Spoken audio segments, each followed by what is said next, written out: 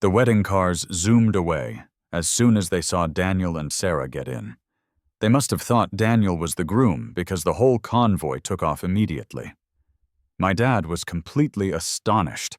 He looked over at me and asked, "What is Sarah thinking? Is she really running off with some other guy on her wedding day?" My mom was livid too, and immediately pulled out her phone to call Sarah. "That girl! I'm going to call her right now and demand to know what in the world she thinks she's doing." I put a hand up to stop them. "Look, if she wants to marry someone else, that's her choice. It's not our problem," I said, feeling absolutely drained. "Let's just go to sleep." After that, I told the makeup artist he could pack up and leave. He looked pretty confused, clearly never having seen a situation like this before. Because it all happened so quickly and all our relatives were already at the venue, my parents simply had to tell everyone to treat the gathering as a family dinner. I hadn't even managed to fall asleep yet when Sarah called me. "Alex, where are you? It's our wedding day. Why are you acting so childish?" I could practically hear the rage vibrating through the phone. I let out a big yawn and answered her calmly. "What wedding? Didn't you already leave with your groom? I'm going to bed. Don't call me again." I hung up, and then, feeling pretty satisfied, opened the TikTok app to scroll through some funny videos. But I was shocked to find myself watching Daniel's live stream. On the video, his eyes were red-rimmed, and his voice was shaky with emotion.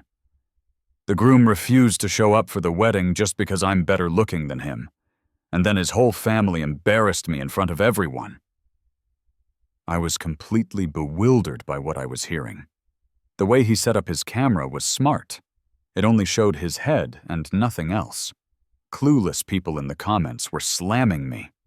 OMG, how unbelievably insecure can the groom be? He can't handle someone being better looking than him. The groom must be a horrible person, LOL. Don't worry, man. You look way better than him. He's the one who should be embarrassed. A tiny look of triumph flashed across Daniel's face. I quickly found a photo I had taken earlier that day and posted it right into his stream's comments. "Hey buddy, is this the suit you wore to someone else's wedding?" Daniel's face instantly lost all color, and he scrambled to shut down the live stream. But you know how fast things spread online. People were already flooding the comments. "OMG, I actually thought the groom was the insecure one. I can't believe this. Anyone who didn't know better would think it was his wedding. The groom's family is being nice by not beating him up. He's the real bad guy." My phone immediately started blowing up with messages from Sarah and her family. When she realized I was ignoring her, she switched to trying to sweet-talk me. "Sweetheart, I was wrong. I shouldn't have left without you today. Can you please text me back?" Daniel knows he was wrong too. I already yelled at him, "Can you come to the hotel and pay for the reception?" "Please, honey." I almost laughed out loud from sheer frustration. She takes another man to her own wedding and then expects me to pay the bill for the reception? When I didn't reply, she called an hour later from my aunt's phone. "Can you pick a better time to be angry? The manager is holding me here in front of both our families, and everyone is laughing at me. Are you happy now? Don't forget, we're married, we're a team, and when one of us looks bad, we both look bad. Get over here and pay the bill so you don't embarrass us in front of our relatives." Sarah said all of this with such certainty, as if she was sure I would rush over just to save face. But I'm not like her. I don't care that much about appearances. Sarah and I met through an introduction. 3 years ago, her mother passed away from a long illness. While her mother was sick, Sarah worked 3 different jobs every day without ever complaining. My parents thought she was a genuinely kind and dedicated daughter, so they didn't mind that her family didn't have much money. But I never imagined she would expect me to pay the remaining reception bill for an event I didn't even attend. I wasn't there, so what reception was she even talking about? "I already paid for 60% of the bill. You can handle the remaining 40% yourself." After saying that, I hung up and turned on my Do Not Disturb mode. Someone messaged my parents, saying Sarah was refusing to let anyone leave and was waiting for me to come pay, since she couldn't afford to cover the cost for all the guests from our side.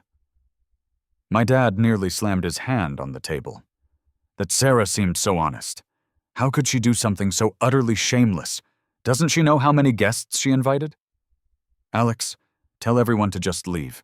We paid for 60% of it, so technically, we're the ones eating for free off her family's tab. After hanging up, my dad was so angry he wanted to drive over to Sarah's family and demand an explanation, but my mom quickly tried to calm him down. Dad, it's a good thing we found out now, I said calmly, leaning back on the sofa. It's better than finding out what Sarah is really like after we've had kids. My dad froze. He looked at me, then at my mom. Son, you want a divorce? Yeah? My parents had chosen Sarah because they thought she was responsible. They figured that after they were gone, someone would be there to take care of me. They didn't ask her for anything. No house, no car. My dad paid for everything. But now, if Sarah could pull a stunt like this on her own wedding day, what could we possibly expect from her in the future? Good boy, you wait here. I'll go make some calls, my dad said. He and my mom quickly left our apartment. As soon as they were gone, I called 2 cleaning services and told them to throw out all of Sarah's belongings. If we were getting a divorce, she needed to move out of my house. What do you think you're doing? Who told you to touch my things? Sarah and Daniel returned just as the cleaners were taking the last bag of her stuff to the door. Alex, are you serious? Just because Daniel wore a red suit, you're making this into a huge deal and throwing me out of the house? Do you have any idea how embarrassed I was in front of my relatives today? If Daniel hadn't used his credit card to help me, I'd still be stuck there. You're my husband, for goodness sake. My friend was willing to help me, and what did you do? You act like you're terrified I'll spend a single one of your pennies.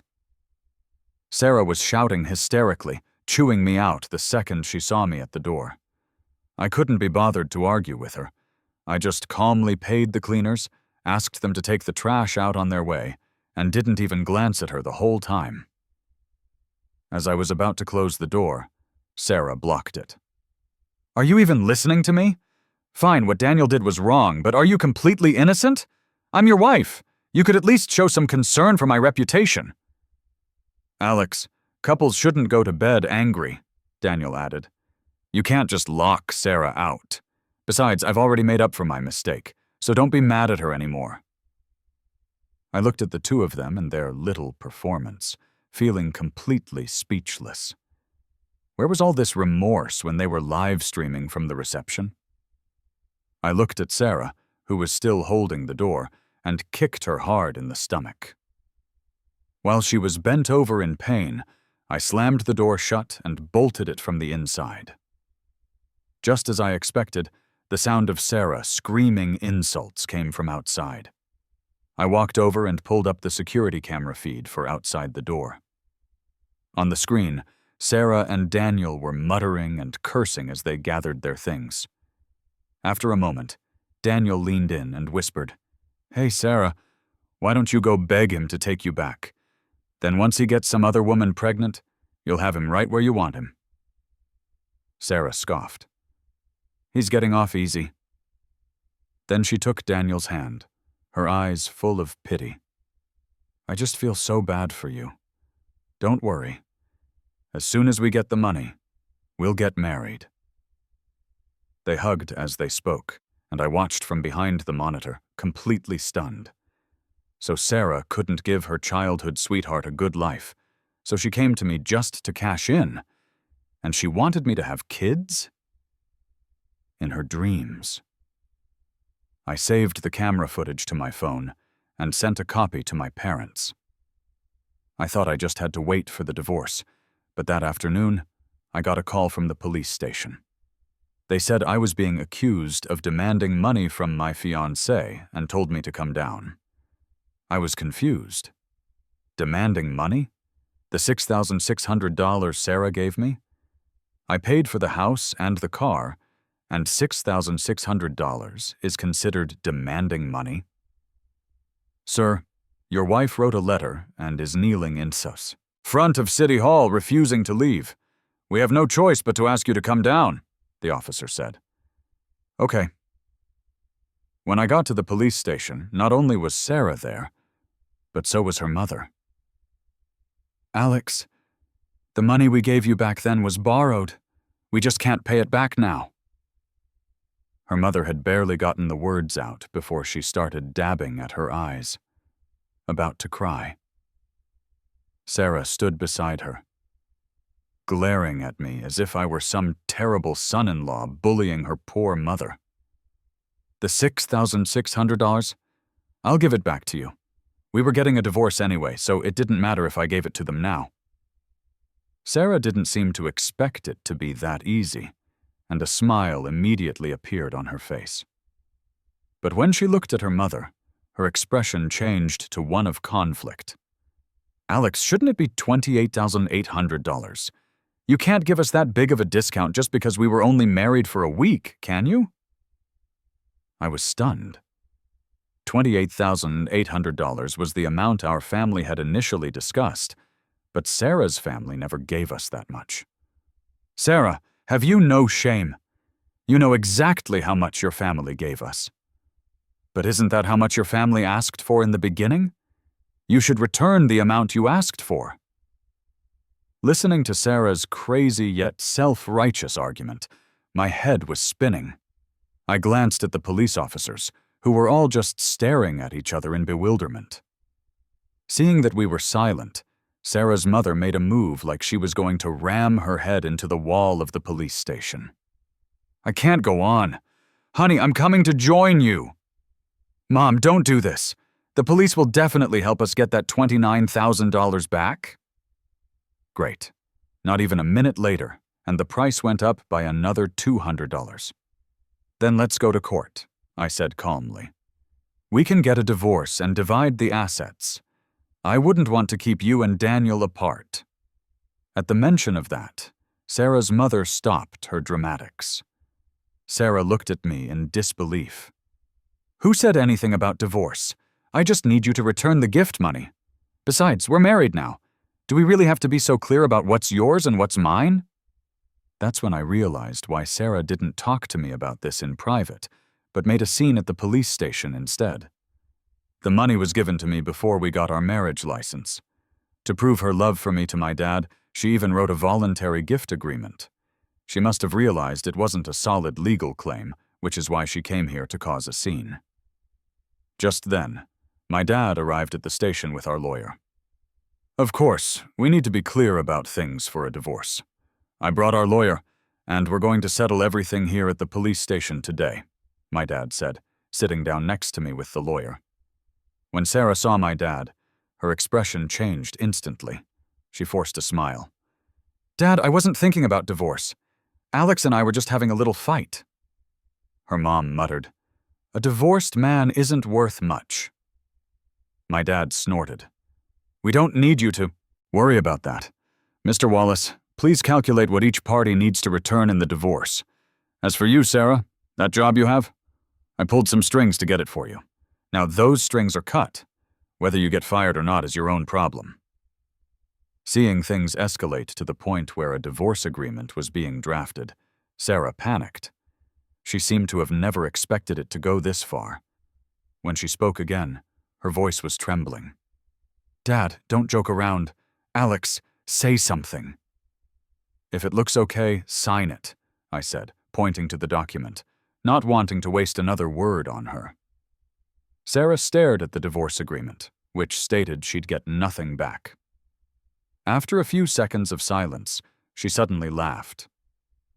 Well, Dad, since it's come to this, I won't hold back. To be honest, your son has AIDS. If I divorce him, I'll be alone for the rest of my life. What did you say? My dad shot up, rushed over to me, and pushed up my sleeves, looking for any spots or rashes. My mind went blank as I stared down at my own skin. Nothing. My dad checked both my arms and my neck. After confirming there was nothing there, he let out a half-breath of relief and turned to demand of Sarah, What's going on?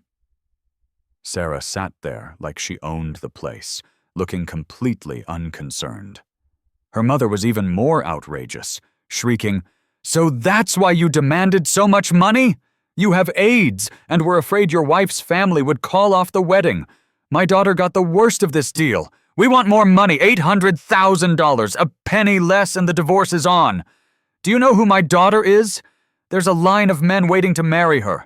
Daniel is such a good man. I don't know how we let a man with AIDS marry into our family." Her mother's words grew uglier, and my dad started arguing with her. When my dad stepped forward, she immediately started crying loudly and clinging to a police officer, claiming that the father of an AIDS patient was talking to her, and she felt like she was going to get infected, and that my dad would have to take care of her for the rest of her life. The scene quickly became chaotic.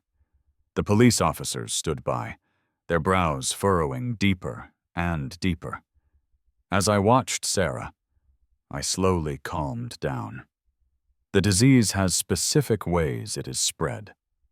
I hadn't been sexually active, nor had I been injured or exposed to anything. Logically, there was no way I could have been infected. The only outsider I'd had close contact with was Sarah. And from what I knew of her, if she were sick, she wouldn't be this relaxed. She was most likely lying. "Dad, don't worry. It's not that easy to catch it. Sarah, since you're claiming I have AIDS, where's your proof? 5 days ago, you drank from the same cup as someone with AIDS." 5 days ago, while my dad and I were trying to remember, Sarah continued. "I ran into an old acquaintance that day and invited her over for a glass of water. I wasn't paying attention and accidentally gave her your cup. And as luck would have it, her gums were bleeding that day." "But," Sarah said, turning to the police as if to reassure them, "I only just found out she has AIDS. I had already accepted that my husband was a patient and was prepared to spend the rest of my life with him. But alas, I never expected this." My dad, ignoring Sarah's sarcasm, looked at me nervously and asked if I had drunk any water that day. I remembered the scene and slowly nodded. I hadn't just had a sip, I'd had 2 full glasses. I recalled how eager Sarah had been that day, insisting I try the new tea she'd learned to brew. A knot formed in my throat. No wonder she was so insistent. Once the memory clicked into place, my mind went blank. A wave of heat rushed through my body, and I couldn't stop shaking. I was infected. The sudden shock brought a flood of thoughts. Getting sick, my parents' death. I lost all awareness of my surroundings. "Honey, don't be scared. I love you. I don't mind that you're sick, really." "Get away from him. Alex, let's go. Dad's taking you to the hospital." "You can't leave. You haven't paid me yet." Sarah's mother, seeming to sense my vulnerability, saw her chance to demand money from us. She scrambled to block the door. $28,800 is not a penny less. It's your son who's sick anyway. If you don't pay up, let's see who can wait it out longer. Every minute you delay is a minute less he has to get treatment." My dad was furious and immediately pulled out his phone, ready to transfer the money to her. "I'm warning you, this is a police station. If you continue to cause a scene, we can arrest you." The moment Sarah's mom pulled out her phone for the transfer, an officer stepped forward and pulled her aside. My dad seized the opportunity and rushed me out. The heater was blasting in the car, fogging up the windows, but I felt cold to the bone. My mind was empty as I stared out the window, not knowing what to think. Suddenly, my dad started laying on the horn, and the piercing sound snapped me back to reality. My dad is a very careful driver. In my memory, this was the first time he had ever done that. Seeing his panicked expression, I suddenly understood her threat, "Every minute you delay," and it was replaced by an intense calm. "Dad, it's okay. You can drive slowly," I said peacefully. I even had the presence of mind to open Daniel and Sarah's social media feeds. Daniel had just updated his status a minute ago. The caption read, "My girlfriend loves me so much. She's willing to put up with a spoiled, rich brat with AIDS just to give me the best." The picture was of a Van Cleef & Arpels watch. Sarah's post was about my supposed diagnosis, asking for advice on what she should do as my wife. Sarah and I had a few mutual friends, like my buddy, Mark. He saw the posts and immediately sent me a string of voice messages asking what was going on. "Sarah's just making this up, right? You haven't even been with anyone. How could you be infected?" She deliberately made me drink water contaminated with an infected person's blood. Saying it out loud, I was calmer than I thought I would be. The other end went silent. "I'm at the hospital now, getting registered." I took my dad's phone and called Mr. Wallace, telling him that no matter what, I wanted to divorce Sarah. Now that it had come to this, I had to think about my parents. The money they had worked so hard to save couldn't fall into Sarah's hands. "Dad, you know my immune system has always been weak, and I have a sensitive stomach. If I really were positive and I died early, you and Mom should—" "Don't say that! Don't you dare!" my dad cried, his eyes turning red as he kept honking the horn. "The virus can't survive long outside the body. You'll be fine. You'll be fine. You'll be fine." I nodded and turned my head, telling him to slow down. A few minutes wouldn't make a difference. When we got to the hospital, my dad immediately ran to get me registered. "Doctor, how is my son? Is it positive or negative? Does he need PEEP?" "We won't have the specific results until tomorrow morning. There's a limited time window for PP, and it's been too long for him. But based on your description, there's a 99.9% chance he's fine." The doctor then explained why HIV becomes inactive within minutes of being exposed to air. Based on my story, far more time had passed. Besides, the water I drank showed no visible traces of blood, meaning the viral load wouldn't have been nearly enough for transmission. Hearing this, my dad let out a huge sigh of relief and smiled. "Thank you, doctor. Thank you so much." Worried something else might happen, my dad had me admitted to the hospital right away. "Alex, all the paperwork is done. I'm going to see if I can find something good to eat. Remember to call in sick to your boss, okay?" "Okay." Sitting on the hospital bed and thinking about what the doctor had said, I smiled too. It felt so good. After changing into a hospital gown, I opened my phone, ready to share the good news with Mark, but Daniel walked in. "What are you doing here?" "How else am I supposed to get evidence to blackmail you?" Daniel said, completely ignoring the other patients and their families. He walked straight up to me, flashed his new watch, and opened the photo gallery on his phone. "Alex, what good is being born rich? Now you can't protect your money or your life, can you? I hear those medications are hard on the liver. With your weak constitution, how many years do you think you'll last?" He then showed me a picture on his phone. It was a photo of me from my doctor's visit just moments ago. I didn't understand, and as soon as I moved, he snatched the phone back. "I've already backed it up, so deleting it won't do you any good. $2 million, Alex. You don't want your reputation ruined before you die, do you? Office workers and old ladies love to gossip. If you don't pay up, I'll make sure these pictures get spread all over your workplace and your neighborhood." I scoffed. "Where do you get the nerve, thinking a few photos are worth $2 million? Spreading false information about someone is illegal. You could go to jail for that, Daniel." "Are you willing to bet on it? Sarah's mom doesn't seem like the type who'd want a son-in-law with a prison record.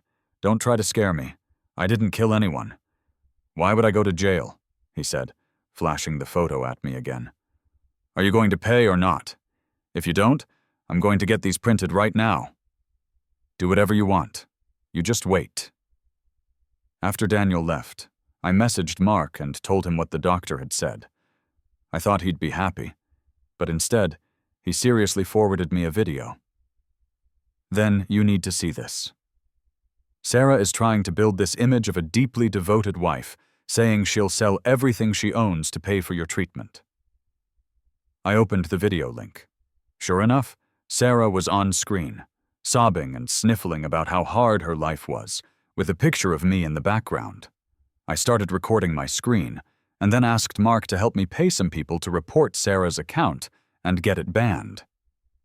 With this kind of thing, even if it's fake, if enough people hear it, it can become the truth. Unfortunately, even though the live stream was taken down, many people were moved by this devoted woman and started making promotional videos for her on their own. "Honey, why aren't you home? Where are you now?" Sarah sent me a voice message while my dad and I were picking up my lab results. Negative. Seeing that word, my dad and I both let out a huge breath.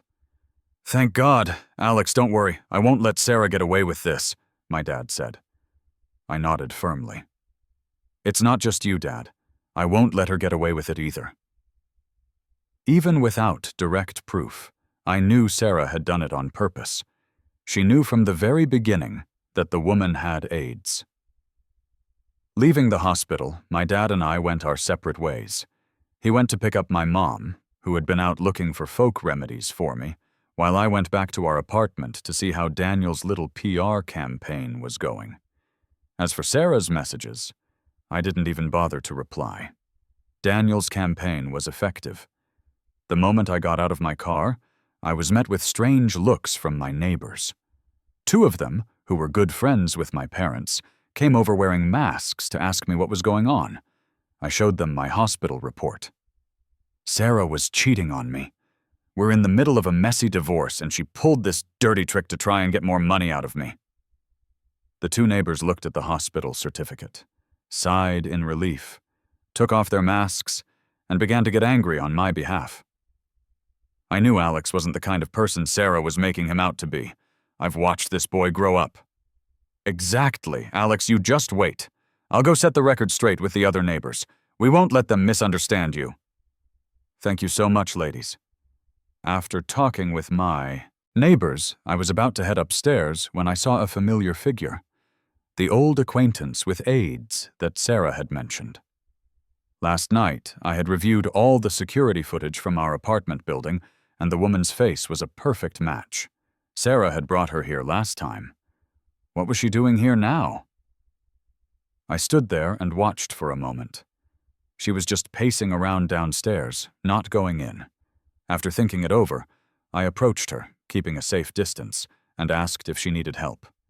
She looked me over and held out a bag. "Can you do me a favor?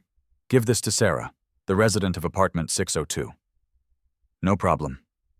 She left as soon as I took the bag. I quickly went inside, carefully opened it, and found a white burial shroud and a note that read, "Welcome to the world of AIDS." What did this mean? Was Sarah infected? Did this woman come here that day specifically to infect Sarah? My mind was a mess. I turned around and went to the management office to look at the security footage from that day. As the video played, I saw the first time Sarah shook hands with her acquaintance. I saw a needle in the other woman's hand, and the look of pain on Sarah's face as she was pricked. After saving the footage, I looked back at the shroud in my hands, a smile spreading across my face. I never thought that while Sarah was trying to get me infected, she'd end up getting infected herself. Sarah called and asked when I was coming home. Hearing the faint sound of laughter in the background, I just said, "On my way," and hung up. After calling the police, I headed toward the apartment. Just as I expected, the door had been forced open. I stood outside and kicked the door. Daniel, who was inside, jumped up like a bear caught stealing food who'd just spotted more. He was both startled and excited. "What's up, family? The man himself is back. Smash that like button and Daniel will give you a first-person look at a guy with AIDS," he shouted, pointing the camera at me. I watched the viewer count jump and smiled. "Sarah, I wonder what your reaction will be when you find out you're the one who's infected." "What's this?" Daniel asked, eyeing the bag in my hand. I glanced at it. It was from Sarah's acquaintance, and since it was for her anyway, I just tossed it to them. The second the bag hit the floor, Daniel tore it open. Ah, isn't her husband supposed to be trying to save her life? Why would he buy something like this? Chill out, guys. If a guy like him died, it would be a public service. I opened Daniel's live stream and saw the comments were mostly positive, but all that changed the moment he opened the note. Wow, this guy is disgusting. Who would want to join him? Is he already planning to get revenge on his wife and the streamer? Daniel, get out of there! Daniel was stunned when he saw the note and looked at Sarah, not knowing what to do. Sarah reacted quickly. Alex, I know you're not like this. Don't be afraid. No matter what happens, I'll always be by your side. I brought the divorce papers, sign them. As I said that, the live stream chat erupted with questions again. At the same time, I saw Mark and his crew join the stream. Divorce? Alex, married couples are supposed to support each other. You're the one who married up. Since you moved into my house, I've paid for your food, your clothes, everything. What do you know about mutual support? Sarah's face turned red with embarrassment. Seeing the tide turning, Daniel quickly spoke up. So what are your plans, Alex? People in the neighborhood and at your company have some serious issues with you. I've gathered their feedback, and everyone agrees you should move out. At his words, the assistant cameraman and hype crew he'd brought with him all raised their hands in protest against me. If you keep living here, who knows when we'll get sick just from being around you. Get out of here. You're disgusting. Someone even spit in my direction. Who knows what kind of germs are in that? They all chimed in one after another and even started getting physical, pushing and shoving me. Daniel just smiled and aimed the camera right at me, waiting for me to lose my temper. To be fair, if someone who had just found out they were sick was treated like this, even the most patient person would snap. But I wasn't sick. The moment all the cameras turned on me, I pulled the hospital report from my pocket. You all keep saying I have AIDS, so what does this report say? Besides, when did I ever say this shroud was for me? I looked at Sarah with a smile. Sarah, this is from your old acquaintance. She wanted me to ask if your hand still hurts. As for the rest of you, I said, looking around at everyone in the room, you've been standing so close to her. You haven't already been infected, have you? At the mention of her hand hurting, Sarah instinctively looked down at her own hand, focusing on a single spot on her right palm. This small gesture made everyone who still had doubts jump back, terrified that Sarah might actually be sick. Daniel stared at Sarah, and the color drained from his face as a thought seemed to hit him. I knew what he was thinking. After Daniel had left my place last night, he had sent me a few more photos with a message. Your wife is a real firecracker. One box of condoms wasn't enough for the two of us. We even went at it again in the shower. Do you think she might already be pregnant with my child, Alex? I seem to recall that illegitimate children have inheritance rights, right? On behalf of my future child, thank you for your family's money. So if Sarah was infected, there was no way Daniel could have escaped it. Sarah, don't believe him. He's sick himself, so he thinks everyone else is too. By now, with Mark's help, the tone of the live stream had completely shifted. The chat was flooded with comments telling Sarah to get tested to make sure she was okay. Even Daniel turned on her, telling her to go, get tested. Sarah looked for someone to back her up, but the people she'd brought were just day laborers she'd paid. They weren't about to risk their health for her. Sarah, want to make a bet? If you test negative, I'll give you $1 million in the divorce settlement. At the mention of $1 million, Sarah suddenly calmed down. She looked at me. You're on. And all these people are witnesses. Sarah saw the viewer count on the live stream soaring. Daniel saw his follower count skyrocketing, and in his excitement quickly agreed. It's a deal! As we all headed to the hospital, the live stream chat split into two camps. One side believed Sarah was really infected. Otherwise, I wouldn't have bet $1 million. The other side thought it was just a stalling tactic, and that Sarah, being the one involved, couldn't possibly not know if she was sick. Once we were out of the apartment, I stopped paying attention to the live stream. Sarah's acquaintance hadn't left. She was following our group. Soon, we arrived at the hospital. Alex, even though I don't want your money, you still need to be taught a lesson. As your husband, you shouldn't have accused me like that in front of so many people. I couldn't be bothered to play along with her act. Seeing she wasn't getting a response, Sarah wisely shut her mouth. After the test, all we could do was wait. Daniel looked at the 6-figure viewer count, unable to hide his excitement. I'm going to be a huge influencer, I scoffed. He was certainly optimistic. It hadn't even been 24 hours yet when the success rate for Pippi is highest. Daniel stepped away from the live stream camera and came over to me, whispering, You're my lucky star, Alex. Before Sarah got with you, I had nothing. Now I've got clothes, bags, jewelry, and I'm about to become a rich and famous influencer. Aren't you afraid that when Sarah and I divorce, I'll make you give all that stuff back? You won't, Daniel said with absolute certainty. You're a nobody without your family's name. No one would even come to your funeral. I frowned. What kind of twisted logic was that? A short while later, the results were ready. 5 cameras zoomed in as everyone waited. Sarah looked confident. Alex, get that money ready. Let's see the report first. Fine. With that, Sarah flipped the report over. Positive. Ah. The moment the word positive was revealed, screams erupted all around us. The most panicked of all was Daniel. He forgot all about filming and immediately started begging the doctor to save him. How could this be? Sarah stared at the report in disbelief. This is impossible. You're the one who's supposed to be sick. You set me up, didn't you? She started to lose control, trying to grab someone to ask what was happening, but everyone, including Daniel, scrambled to get away from her. Just then, Sarah's acquaintance stepped forward. Sarah, we meet again.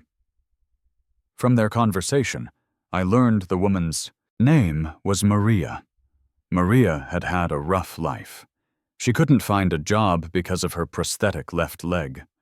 Now that her parents were gone, there was no one to support her or buy her medication, so she had decided to end her life. But she couldn't bear to die without getting even, so she made a list of everyone who had ever bullied her. And Sarah was right at the top. Sarah, you haven't forgotten why my leg was removed, have you? That was years ago. It was an accident, Sarah yelled, getting angrier the more she looked at her positive test result. For one leg, you'd do this to me? She looked at the report, then at the people shrinking away from her, and flew into a rage, attacking Maria. The viewers in the live stream were completely stunned, never expecting so many twists and turns. I can't believe it.